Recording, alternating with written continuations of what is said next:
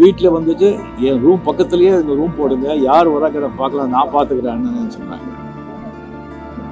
அது வந்து குடும்பத்தார் வந்து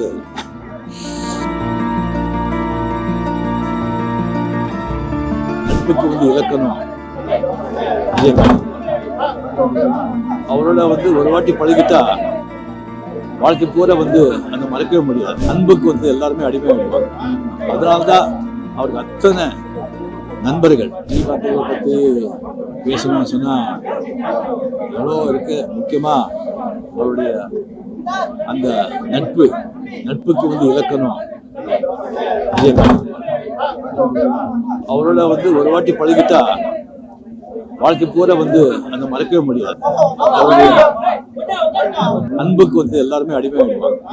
அதனால்தான் அவருக்கு அத்தனை நண்பர்கள். அவருக்காக உயிரே கொடுக்க ரெடியா இருந்தாங்க, இருக்காங்க. நண்பர்கள் மேலேயும் அவர் கோபப்படுவார், அரசியல்வாதிகள் மேலேயும் அவர் கோபப்படுவார். ஏன் ஊடகம் இந்த மேலேயும் கோபப்படுவார். ஆனா யாருக்கும் அவங்க மேல கோபம் வராது. ஏன்னு சொன்னா இந்த விஜயகாந்த் அவருடைய கோபத்துக்கு பின்னால ஒரு நியாயமான காரணம் இருக்கும், சுயநலம் இருக்காரு, ஒரு அன்பு இருக்கும். அவர் வந்து ஒரு தைரியத்துக்கும் வீரத்துக்கும் இலக்கமானவர். அவர்கிட்ட பழகினவருக்கு வந்து எல்லாருக்குமே அவரை பத்தி சொல்றதுக்கு எவ்வளவோ வந்து நினைவுகள் இருக்கும். எனக்கு வந்து எவ்வளவோ இருக்காது. ஒரு ரெண்டு முக்கியமானது, எனக்கு உடம்பு ரொம்ப சரியில்லாம ராமச்சந்திரா மெடிக்கல் ஹாஸ்பிட்டல நான் வந்து சுயநலம் இல்லாம அங்க இருக்கும்போது நிறைய பேர், மீடியா, ரசிகர்கள், மக்கள் எல்லாருமே வந்து அங்க ரொம்ப தொந்தரவா இருந்தது, கண்ட்ரோலே பண்ண முடியல. அப்போ விஜயகாந்த் அங்க வந்துட்டு ஒரு 5 நிமிஷத்துல அது என்ன பண்ணாரோ தெரியாது, எல்லாரையும் வந்து அங்கிருந்து சொல்லி கிளியர் பண்ணி வீட்டில் வந்துட்டு என் ரூம் பக்கத்துலேயே இந்த ரூம் போடுங்க, யார் வராங்க பார்க்கலாம், நான் பார்த்துக்கிறேன்னு சொன்னாங்க. அது வந்து குடும்பத்தார் வந்து மறக்கவே முடியாது. அதே மாதிரி ஒரு வாட்டி சிங்கப்பூர், மலேசியா ஷோக்கான நடிகர் சங்கம் ஷோக்காக போகும்போது மலேசியாவில் வந்துட்டு எல்லாம் முடிச்சுட்டு வரும்போது நான் எல்லாம் பஸ்ஸில் ஏறிட்டாங்க.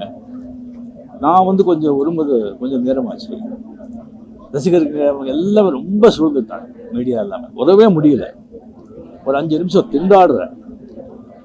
அந்த பவுன்சர்ஸ் எல்லாம் இருக்காங்க, யாரும் ஒன்றும் பண்ண முடியல. அவர் பஸ்ல வந்து பார்த்துட்டு இருக்காரு. அப்படியே இறங்கி வந்தார், இந்த டவல் போட்டு ஒரு 2 நிமிஷத்துல எல்லாரையும் ஒரு அடிச்சு விரட்டி அப்படியே ஒரு பாதியாக்கிட்டாங்க. அப்படியே பாதியாக்கி அப்படியே பூ மாதிரி கொண்டு வந்து உட்கார வச்சு, உங்களுக்கு ஒன்றும் இல்லையே, நீங்க சொத்து மார்க்கெட்டில் ஒன்றும் ஆகலையேன்னு கேட்டாங்க. அந்த மாதிரி ஒரு ஆளு கடைசி நாட்கள் அவர் பார்க்கும்போது ரொம்ப கஷ்டமா இருக்கு. கேப்டன் அவருக்கு வந்து பொருத்தமான பேர்.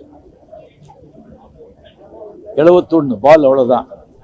பல பவுண்டரிஸ், பல சிக்ஸஸ், நூற்றுக்கணக்கான குவித்து மக்களை மகிழ வச்சு விக்கெட்டை எழுந்துட்டு இந்த உலகங்கிற ஃபீல்டை விட்டு போயிட்டார்.